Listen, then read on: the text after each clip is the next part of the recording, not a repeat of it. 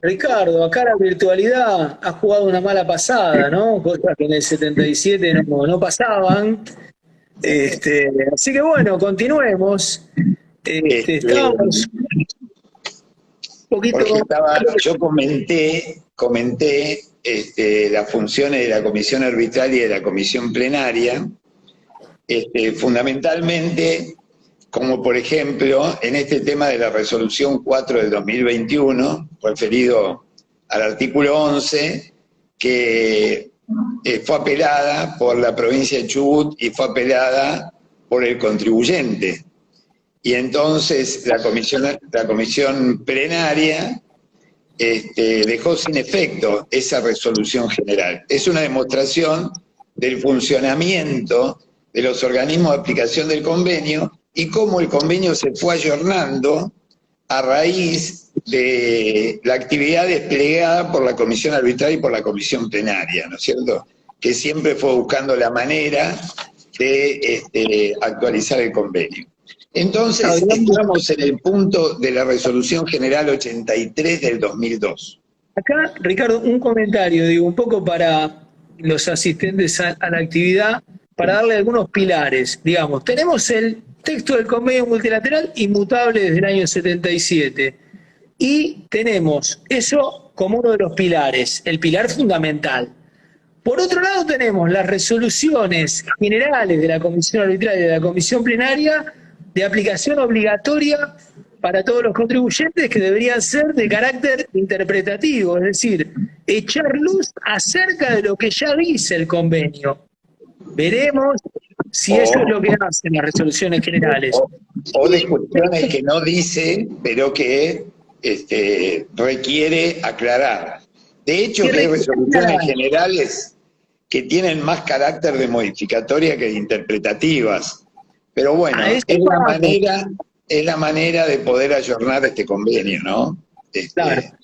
Bien. Y tenemos casos en los cuales no hay resoluciones generales, sino resoluciones de caso concreto. Entonces, nos manejamos como lo hacemos habitualmente con la jurisprudencia. Decimos, bueno, si bien es aplicable al caso concreto, vamos infiriendo cuál es la inteligencia de las interpretaciones de los organismos de aplicación. Entonces, esa es la caja de herramientas a la cual tenemos que echar mano a los efectos de una correcta liquidación, un correcto asesoramiento en materia de convenio multilateral.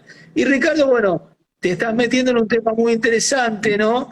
Como es la resolución general 83 del 2002, hoy derogada, pero que nos da un pie importante para lo que tiene que ver con las operaciones realizadas a través de Internet, ¿no? Claro, y vos fíjate que esta resolución 83 del 2002, en sus considerandos, ¿no?, ya decía que la transacción es efectuada por medios electrónicos, son actividades que se desarrollan en otras jurisdicciones y que como esto va a tener una importancia cada vez más relevante, y esto lo dijo en el año 2002 la Comisión Arbitral, entonces las actividades desarrolladas por medios virtuales son consideradas actividades extraterritoriales del vendedor. El vendedor está desarrollando actividad en otra jurisdicción. Pero, ¿y qué pasa con el sustento territorial entonces? Porque si es una operación por Internet que se la considera atribuible a la jurisdicción hacia la cual se realizó la venta o se prestó el servicio, esta virtualidad no da sustento territorial en lo que respecta al criterio tradicional del sustento territorial, ¿no, Jorge? Exactamente, o sea, no, digamos, per se, digo, tenemos que seguir buscando el gasto. Entonces, ¿qué hizo la resolución 83 del 2002? Arrancó en su artículo primero estableciendo que las operaciones realizadas por Internet, o fíjense la prudencia del año 2002 de la Comisión Arbitral, ¿no?, o sistema similar a ella, porque vieron que en materia tecnológica todo es tan cambiante que por aquel entonces no se sabía si Internet iba a perdurar como ha perdurado, tal cual como la conocimos, ¿no? Entonces, Todo lo desarrollado, operaciones realizadas a través de Internet, se encuentran comprendidas en el último párrafo del artículo primero. Totalmente de acuerdo, se está diciendo, son operaciones entre ausentes. Para acto seguido, en el artículo segundo, decirnos que en los casos en que se hayan realizado operaciones a través de Internet o sistemas similar a ellos, se entenderá que el vendedor ha realizado gastos en la jurisdicción del comprador, vendedor o locador de servicios, comprador o adquirente de los mismos, ¿no? Entonces ahí nos hacía una presunción, en realidad una ficción, dando por sentado que el vendedor realizó gastos en la jurisdicción del adquirente en el momento en el cual es realizada la operación. Bueno, era una manera de anticiparse, tenemos que reconocer que la comisión arbitral vio venir por donde se iban a desarrollar gran cantidad de operaciones. Pensemos que en el 2002 a los más jovencitos le contamos, Internet no se manejaba como ahora, nos conectábamos por dial-up a través de la línea telefónica, uno entraba un ratito a ver las cuestiones por Internet o a hacer alguna operación, no estábamos permanentemente online como hoy día, y los teléfonos celulares eran solo para hablar por teléfono en aquel momento. Pero no obstante lo cual, la comisión arbitral dio por dónde venía la bocha de la situación y sacó esta resolución.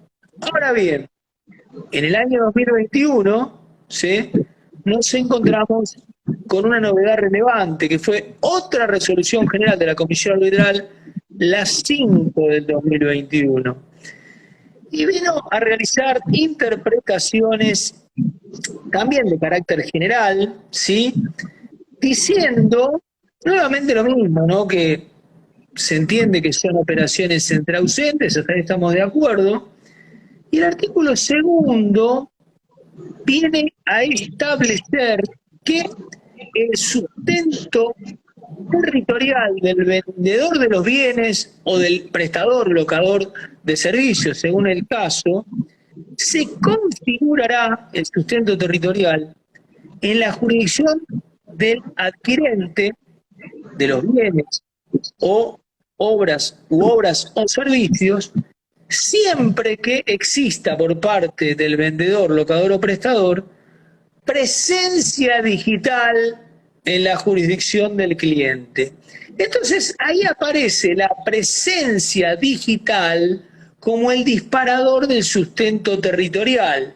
Fíjense que esta resolución general 5 del 2021 ya deja de presumir la existencia del gasto en la jurisdicción del cliente para establecer que el sustento territorial del vendedor, locador o prestador va a estar en la jurisdicción del cliente siempre que el vendedor, locador o prestador tenga presencia digital en la jurisdicción del cliente, justamente, ¿no?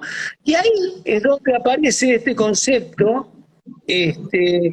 extraño al texto original del convenio, no extraño en cuanto a la actual realidad tecnológica, y ahí es donde la resolución pasa a definir qué se entiende por presencia digital. Y ahí en esta definición, en esta enumeración, habla de una serie de circunstancias lo suficientemente amplias y laxas como para que prácticamente siempre vamos a encontrarnos con presencia digital en la jurisdicción del cliente. Digo cliente para abreviar lo que es comprador, ¿no?, prestatario o locatario en el caso de servicios. A modo de ejemplo, la 5 del 2021 nos habla de que va a haber presencia digital cuando hayan efectuado operaciones a través de cualquier medio electrónico, cualquier plataforma, cualquier aplicación tecnológica, dispositivo, móvil o similar, cuando el vendedor o prestador por sí o a través de terceros utilice o contrate una o más empresas, entidades, agentes o proveedores de servicio para la comercialización del bien o del servicio de que se trate. Digo, es algo que prácticamente la enumeración es una red infinitamente amplia para poder captar o tomar diversas situaciones que en tecnología, cuando usamos tecnología, se van a dar sí o sí, ¿no es cierto, Ricardo? Sí, tal cual. En la medida, como decís vos, en que el vendedor, por cualquier medio tecnológico virtual, llegue al comprador locatario o prestatario, se considera que existe sustento territorial en esa jurisdicción y hay que atribuir ese ingreso a esa jurisdicción.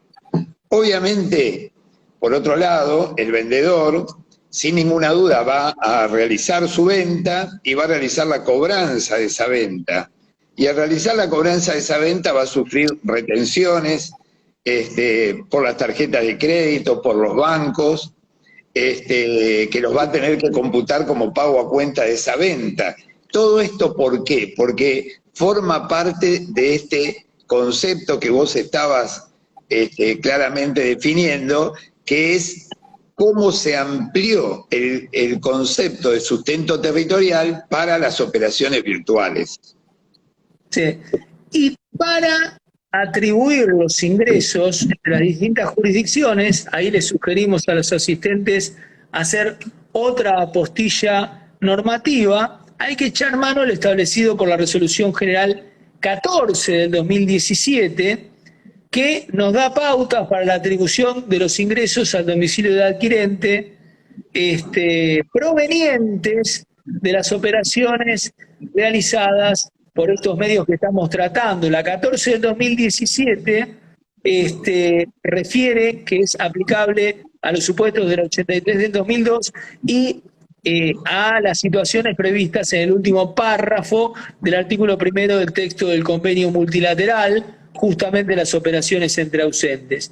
Muy importante para los asistentes, van a poder descargar material, ya sea a través de las redes, ¿no?, de Repar Capacitación o Repar Editorial, donde van a poder descargar un material justamente donde se sigue toda esta presentación que estamos haciendo, al igual que algunas de las resoluciones que estamos citando y también algunos artículos que con Ricardo hemos publicado en la colección práctica Integral Buenos Aires de Editorial RPAR. Todo referido a esta temática.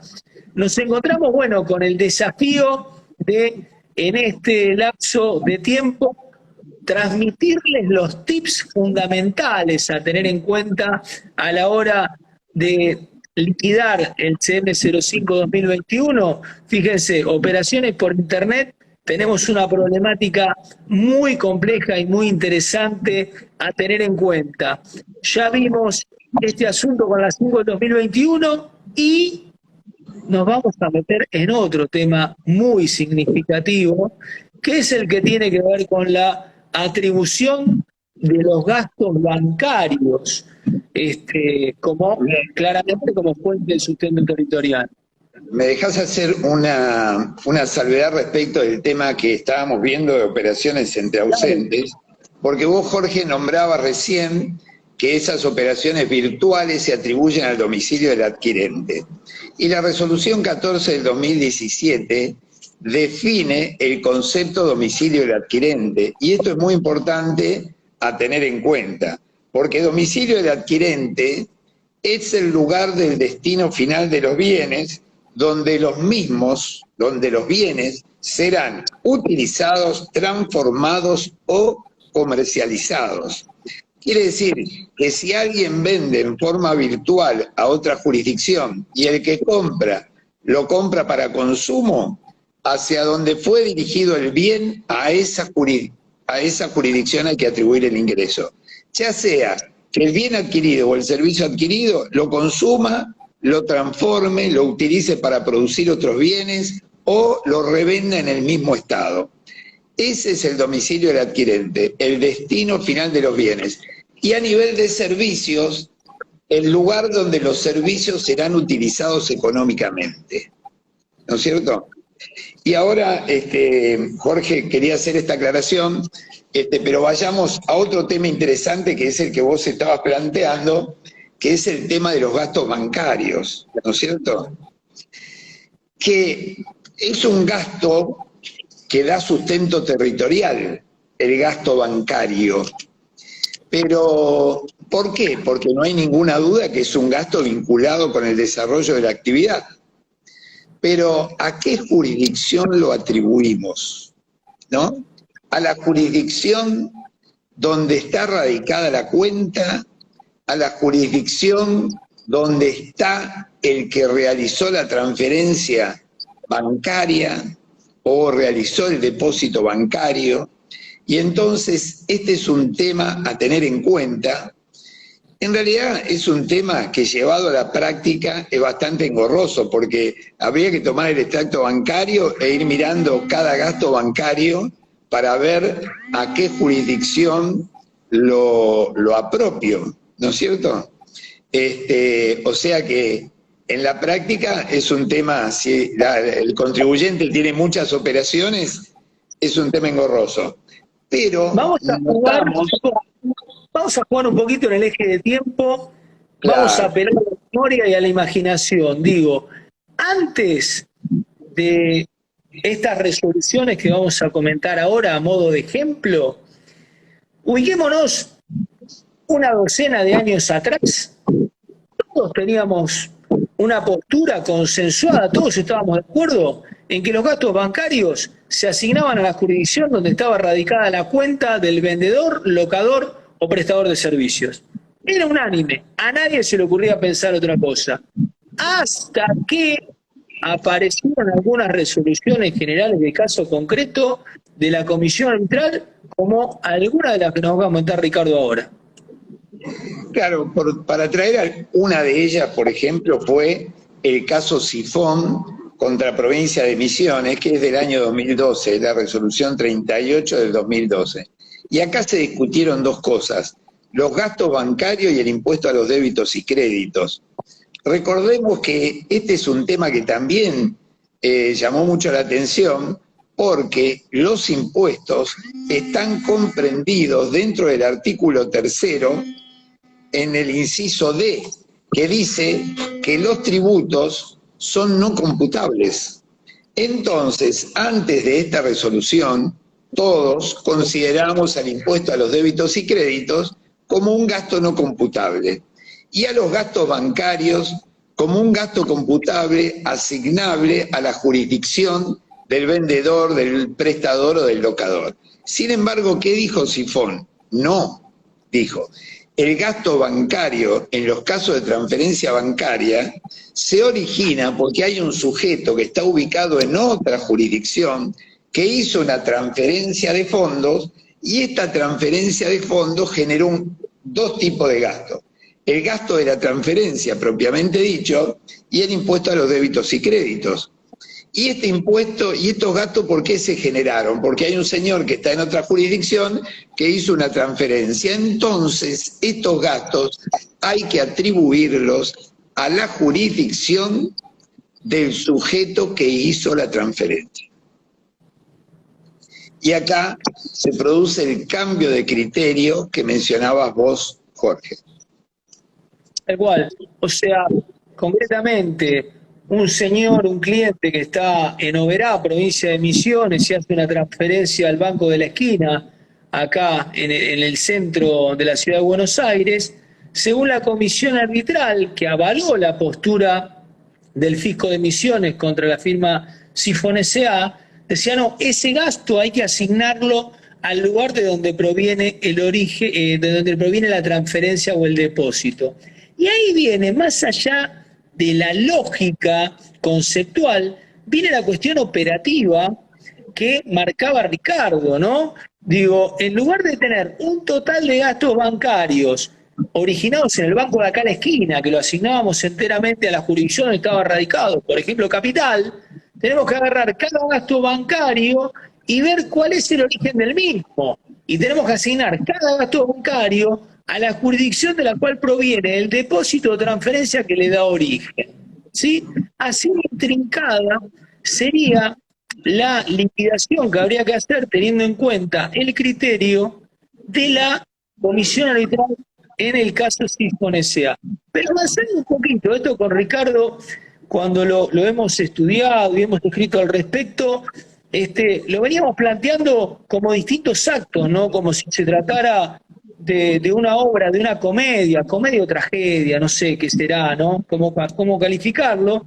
Pero tenemos un segundo acto en el año 2016, una resolución general de la Comisión Arbitral, la 7 del 2016, que nos decía, bueno, los gastos bancarios se asignan a la jurisdicción de erradicación de la cuenta del vendedor o prestador del servicio, es decir, al banco de acá a la esquina, es decir, lo que tradicionalmente todos entendíamos.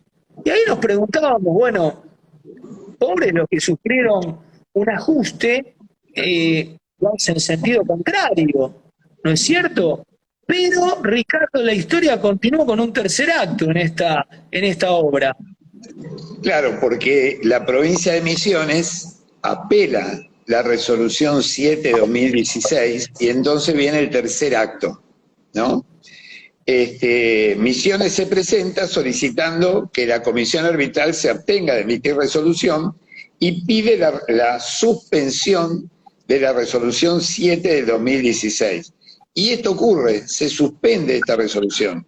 Mediante la resolución 9 del 2016, la comisión arbitral, en el tercer acto, suspende la aplicación de la resolución 7 del 2016, con lo cual vuelve a nacer el criterio sifón. ¿Sí? Exactamente.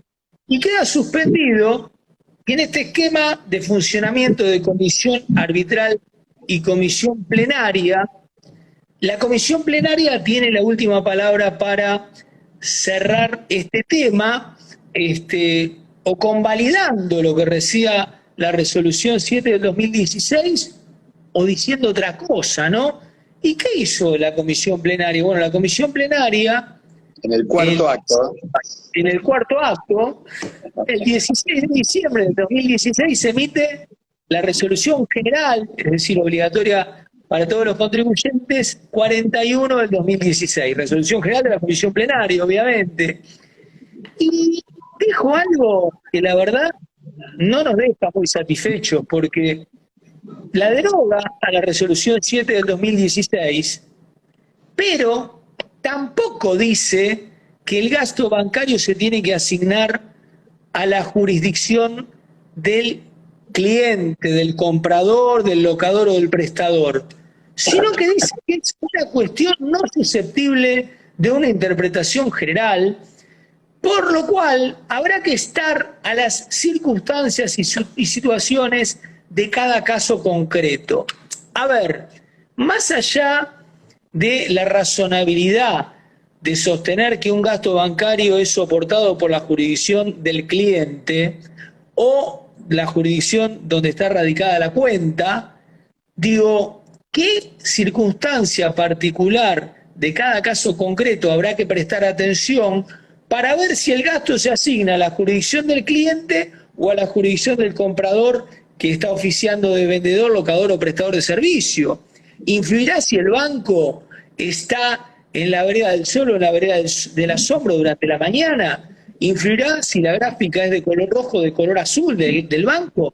Digo, nos parece que la comisión arbitral, lo que hizo lo que hizo fue, sí, miren, la verdad, derogamos la 7 del 2016 y, no sé, cojo de hombros y fíjense en cada caso concreto cómo se ponen de acuerdo o no contribuyentes y fiscos. Con lo cual, no contamos con una norma general y quedamos supeditados a lo que en cada caso concreto se plantee y se discuta, y muy importante, se pueda argumentar. La verdad, una situación compleja, lo digo, en materia de convenio multilateral, cuando se está del lado de lo que es el liquidador, el que liquida el impuesto, todo lo que haga, por más que esté técnicamente correcto, puede ser controvertido por cualquiera de las 24 jurisdicciones. Y aquí es donde nos encontramos con lo breve, vetusto y poco claro de muchas cuestiones de convenio multilateral, y a su vez estas resoluciones de comisión arbitral y comisión plenaria, que bueno, nos dejan un poquito supeditados a las controversias permanentes. Avanzando un poquito, Sí, si te parece, disculpame, Ricardo. Jorge. Sí. Una cosita que me interesa dejar en claro. ¿Qué hacemos hoy?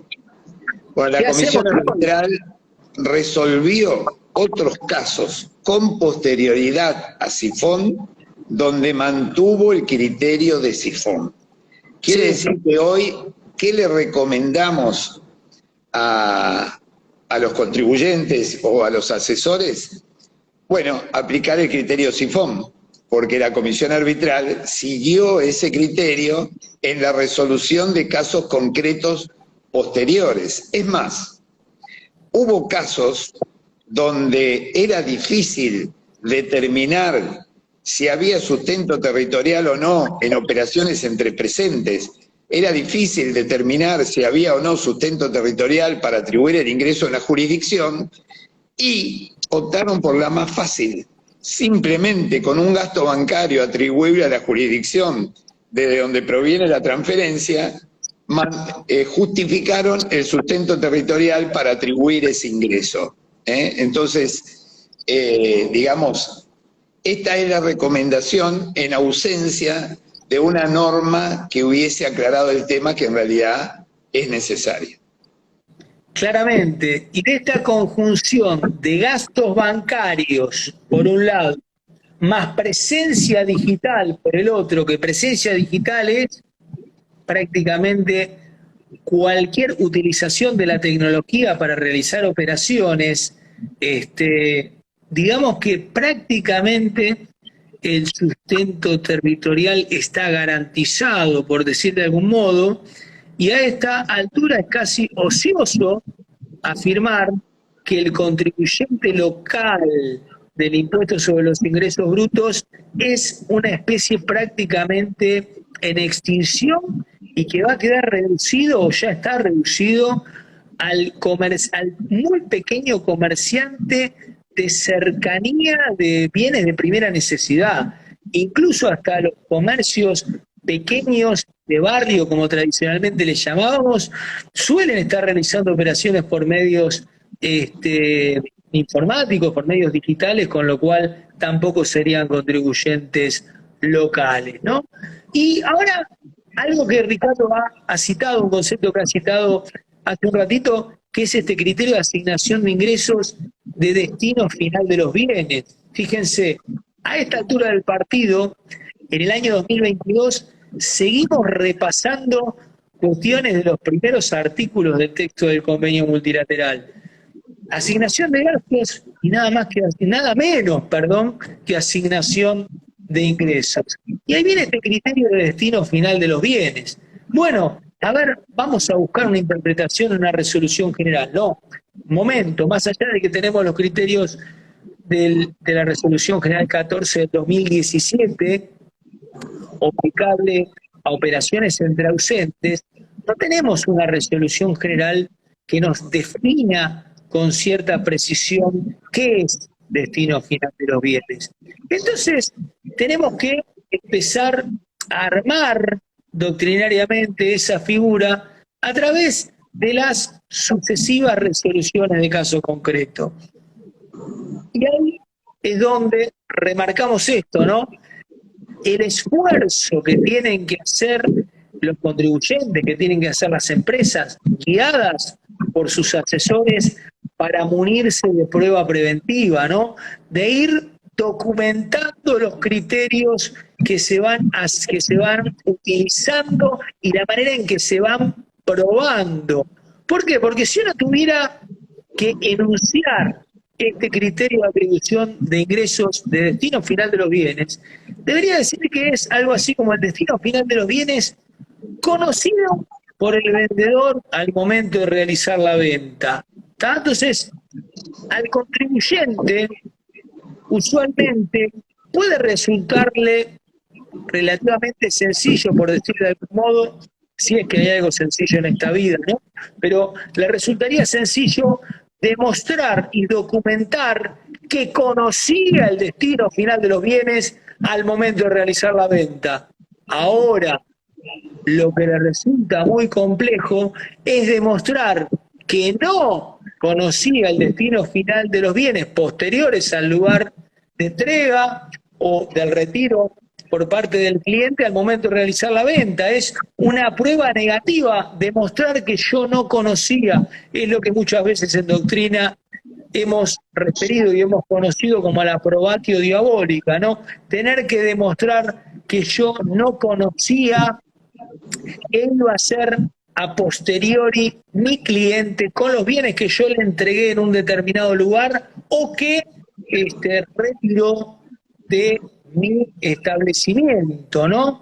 Y acá tenemos algunas resoluciones de caso concreto que hemos seleccionado con Ricardo para compartir con ustedes en esta actividad. Actividad donde, les digo, el desafío que hemos tenido justamente era rescatar algunos aspectos muy relevantes con buen soporte para que entren en la extensión de esta actividad, ¿no? Y acá tenemos un caso del año 2015 que enfrentó a Whirlpool con la provincia de Buenos Aires. Dio lugar a la resolución de la Comisión Arbitral 25 del 2015 y a la posterior resolución 2 del 2016 de la comisión plenaria, ¿no? Y aquí la controversia estaba planteada respecto a las ventas realizadas por Whirlpool a un cliente en particular, ¿sí? A la cadena de venta minorista de electrodomésticos Garbarino, ¿no? Garbarino tenía un centro de distribución en la provincia de Buenos Aires, que era el lugar donde Whirlpool entregaba sus productos. Ahora, ¿qué hizo Whirlpool? Whirlpool dijo, no, momento, yo los entrego en la provincia de Buenos Aires, ¿sí? Jurisdicción cuyo fisco, ARBA, levantó la mano y dijo, el 100% de los ingresos tienen que ir a la provincia de Buenos Aires. ¿Por qué? Porque Whirlpool entrega los productos en la provincia de Buenos Aires. ¿Pero qué dijo el contribuyente? ¿Qué dijo Whirlpool? Dijo, no, momento, es real, yo físicamente realizo las entregas a mi cliente Garbarino en su centro de distribución que está en la provincia de Buenos Aires. Pero conozco el destino final que posteriormente le da Garbarino esos bienes. Conozco a qué sucursales va a remitir los bienes que yo le entrego en su centro de distribución. Ergo, como yo, contribuyente Whirlpool, conozco el destino final de los bienes al momento de realizar la venta, yo, contribuyente, no asigno la totalidad de los ingresos a la provincia de Buenos Aires, sino que los asigno a las respectivas jurisdicciones en las cuales están alojadas las sucursales a las cuales van a ser remitidos los productos desde ese centro de distribución.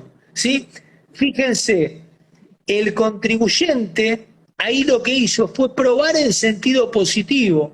El contribuyente, munido de la documentación de respaldo, demostró que conocía el destino final de los bienes, el destino posterior. Y de ese modo fue que pudo sustentar que era correcta la asignación que había hecho, respetando el destino final de los bienes. ¿No es cierto, Ricardo? Sí, así es, Jorge.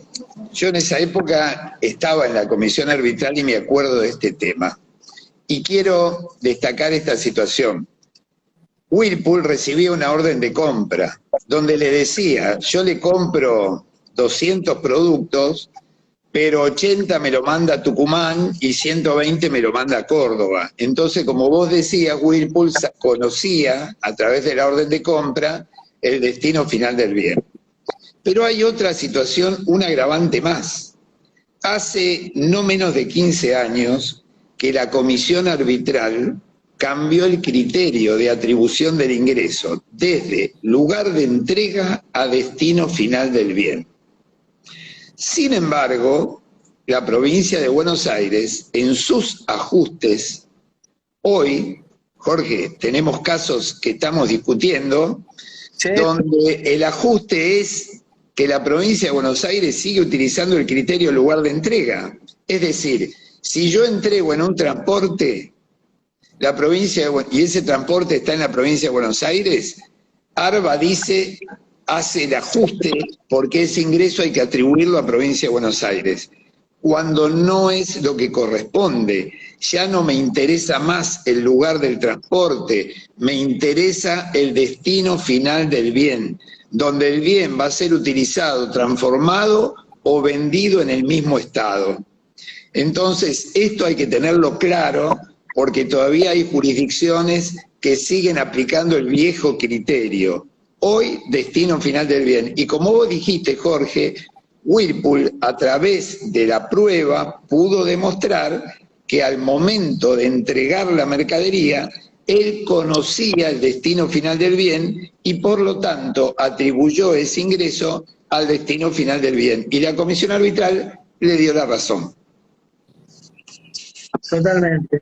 Ahora bien, en el marco de esto, encontramos otro caso que vamos a citar, que es sucesores de Alfredo Williner con la Ciudad Autónoma de Buenos Aires, con Cava, resolución también de caso concreto 3 del 2021, y otra vez la controversia respecto a las ventas realizadas por este contribuyente que se dedica a la fabricación y venta, elaboración y venta de productos lácteos, ¿sí? Marca Ilolai, que seguramente todos conocen, respecto a dos clientes, Walmart y Día. El contribuyente asignaba los ingresos al lugar de entrega, sea que se tratara de un centro de distribución de estos clientes o locales comerciales. Señalaba que ese era el destino final de los bienes por él conocido.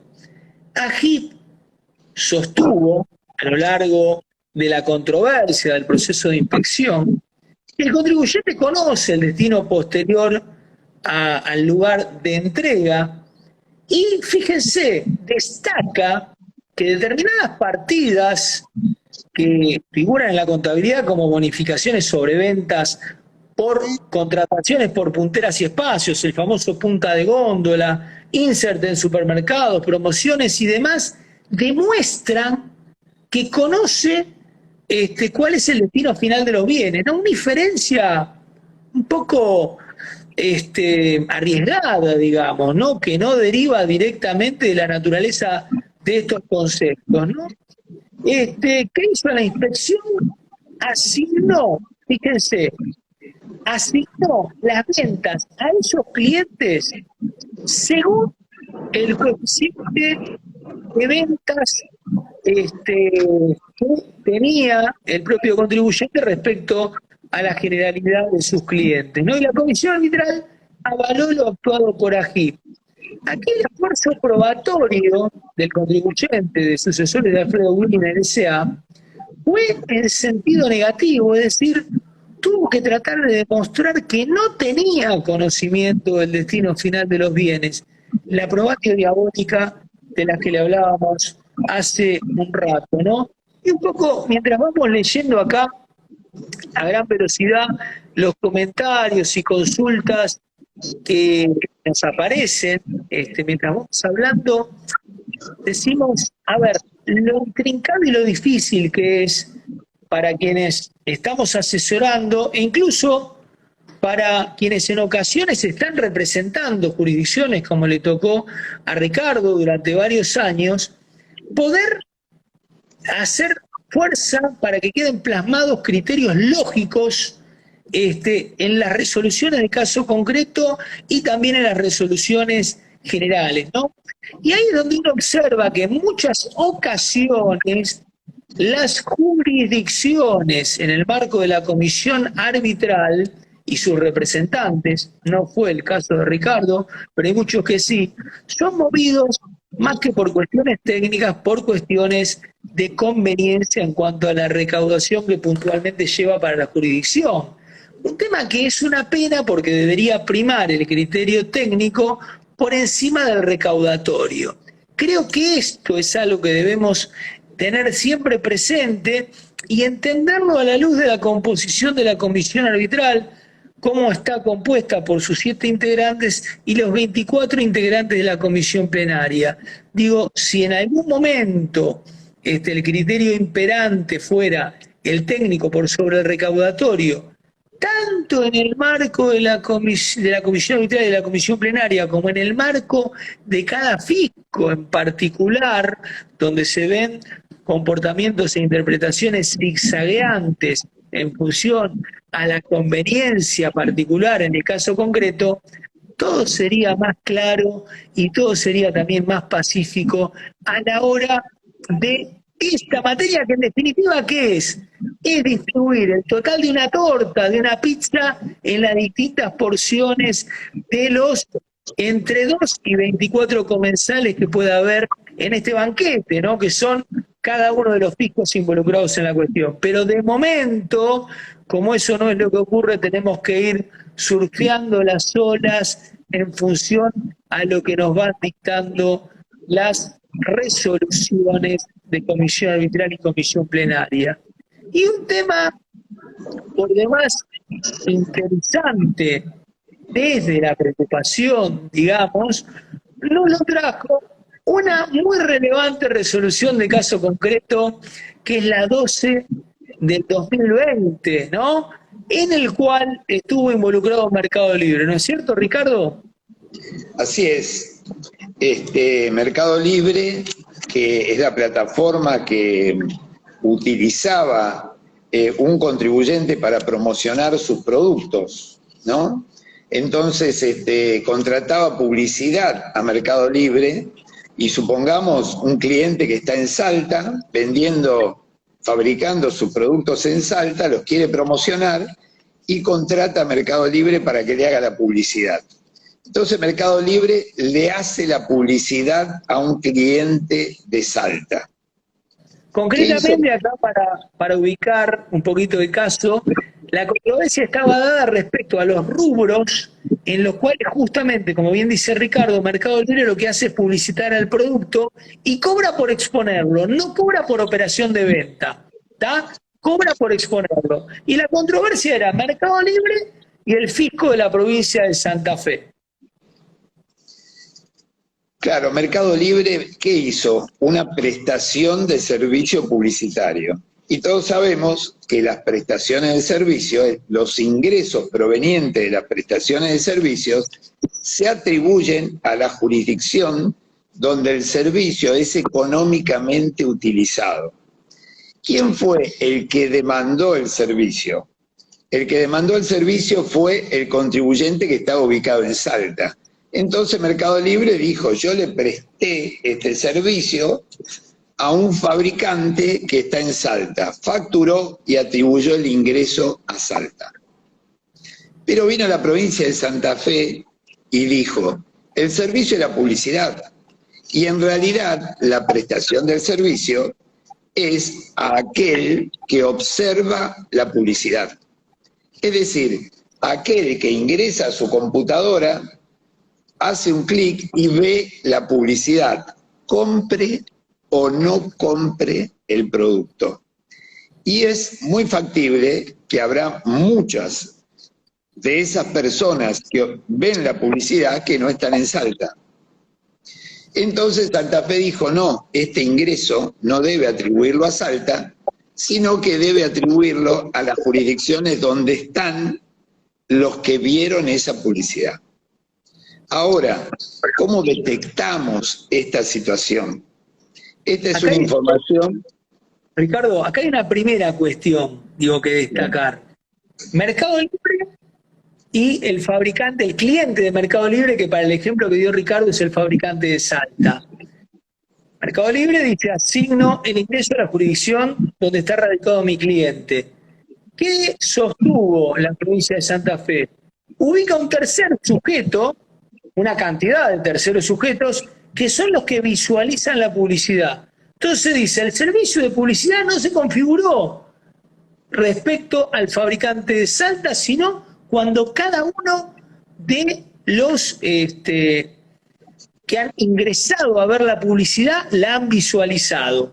Fíjense, un tercero, un conjunto de terceros, pues son una pluralidad, que son ajenos a la relación comercial entre Mercado Libre y quien ha pagado por la publicidad. Primera cuestión para destacar. Y hay una segunda, que es a la que preguntaba Ricardo. Claro. Entonces, ¿y cómo se puede obtener este dato de quiénes son los que vieron la publicidad? Bueno, es una información que la provee Google y a la cual Mercado Libre debería acceder para atribuir esta factura, en vez de atribuirla a Salta, atribuirla a las jurisdicciones donde estuvieron los sujetos que observaron la publicidad, obteniendo esa información de Google. Quiere decir que Mercado Libre debería dar un paso más. En este caso, fíjense que el servicio de publicidad se lo prestó a la empresa de Salta. Seguramente se pusieron de acuerdo cómo iba a ser la publicidad, cómo la grabaron, cómo iba a salir el producto, qué producto iban a publicitar. Es decir, se pusieron de acuerdo en una serie de factores, llevaron la publicidad adelante, Mercado Libre la facturó, pero al momento de atribuir el ingreso le tiene que pedir a Google que le diga quiénes fueron los sujetos que vieron esa publicidad y entonces ese ingreso atribuirlo razonablemente entre todas las jurisdicciones en las cuales estaban radicados los sujetos que observaron esa publicidad, hayan comprado o no el producto. Acá hay un elemento, ¿no?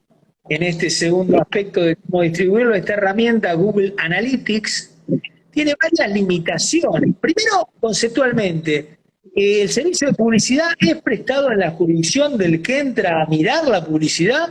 Podemos estar discutiendo un rato largo, ¿no? Para mí no. Pero además, este Google Analytics tiene varias limitaciones. Primero, la ubicación de las IP es aproximada, reconocido por Google. Segunda limitación, la IP de los que están visualizando, ¿sí? Segunda limitación, Google Analytics brinda información respecto al ingreso a toda la página de Mercado Libre y no solo a los rubros que originaban la controversia. No era solo referido a esos rubros. No obstante lo cual, a pesar de estas significativas limitaciones de la herramienta que se suman a lo retorcido del razonamiento, Comisión Arbitral hizo pulgares arriba.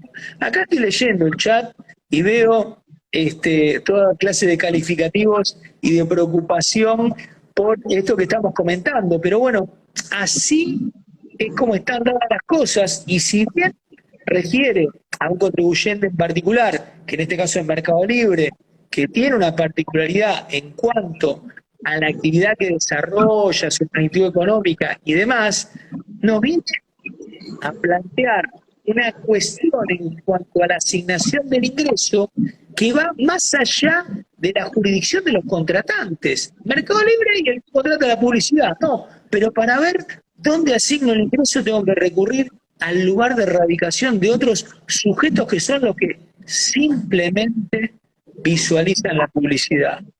¡Wow!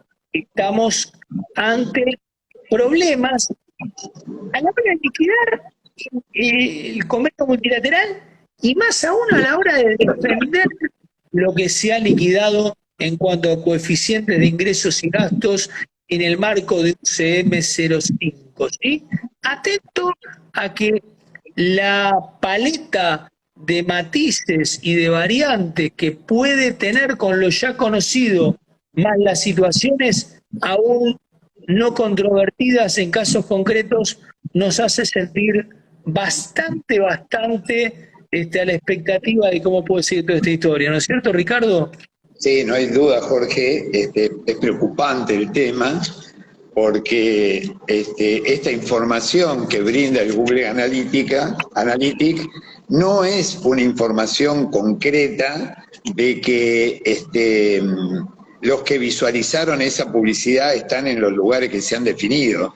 Quiere decir que por un lado tenemos la incertidumbre de la información, ¿no? La no confiabilidad total de la información, y por otro lado esto de que a quién le presté el servicio, ¿no? ¿Se lo presté al que miró la publicidad o se lo presté al quien le presté, quien me requirió la publicidad? Porque esto también lo podemos llevar al diario Clarín, ¿no es cierto?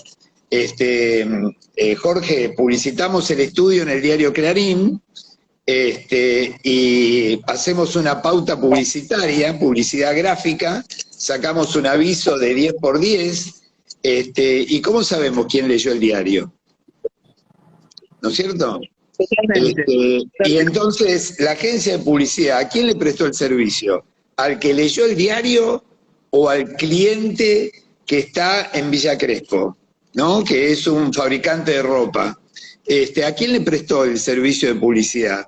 Entonces entramos en un terreno que es muy fangoso, y que lo único que hace es generar dificultades y generar inseguridades, ¿no? Fundamentalmente, generar inseguridades.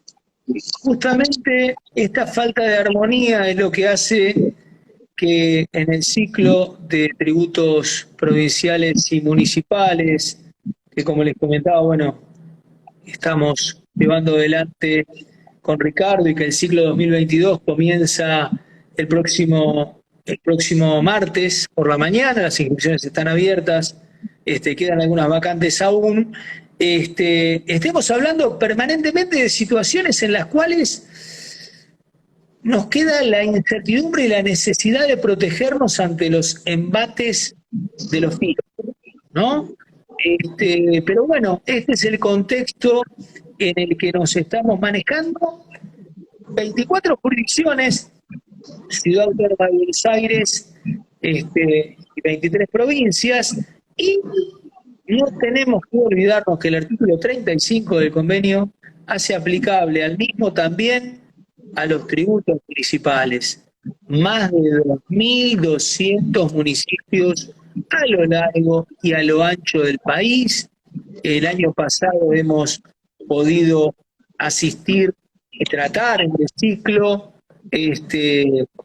fallo de corte muy relevante referido a tasas municipales. Hemos contado con invitados del sector público también que han defendido algunas de las posturas que se controvertían en el caso Shell, lo cual hace que la tributación subnacional, tanto provincial como municipal, sea de una problemática creciente, y la única manera de acotar el riesgo tratando de bajar la incertidumbre es contar con un afilado asesoramiento, motivo por el cual, bueno, este ciclo que llevamos adelante gracias a Editorial Repar junto a Ricardo sea una herramienta cada vez más importante y más necesaria para poder justamente sustentar las cosas que vamos haciendo en esta materia.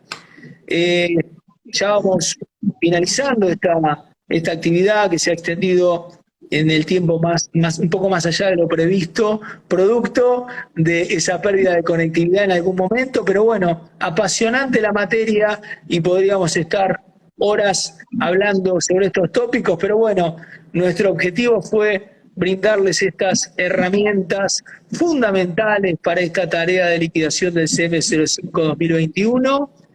Ricardo, de nuestra parte, agradecer a todos los asistentes. Ricardo, no sé si hay algo que agregar. No, agradecemos a los asistentes. Como siempre, un placer, Jorge, compartir esta actividad contigo.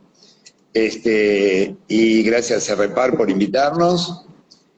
También por darnos la responsabilidad del ciclo, y que tratamos de, en el ciclo, evacuar y tratar los temas que consideramos que son de interés para los asistentes. Así que, bueno, despedirnos, dar las gracias por seguirnos y será hasta otro momento y los esperamos en el ciclo, por supuesto. A disposición el material de respaldo de esta actividad, como les decía, están las dos cuentas, tanto en el Repar Capacitación como en el Repar Tutorial, donde van a poder acceder al hilo de esta charla y a normas y artículos de respaldo vinculados a esta cuestión. Los esperamos en el ciclo y en cualquier otra actividad que tengamos oportunidad de desarrollar a través de Editorial Repar. Muchas gracias para todos. Buenas tardes y gracias. Un abrazo, Jorge.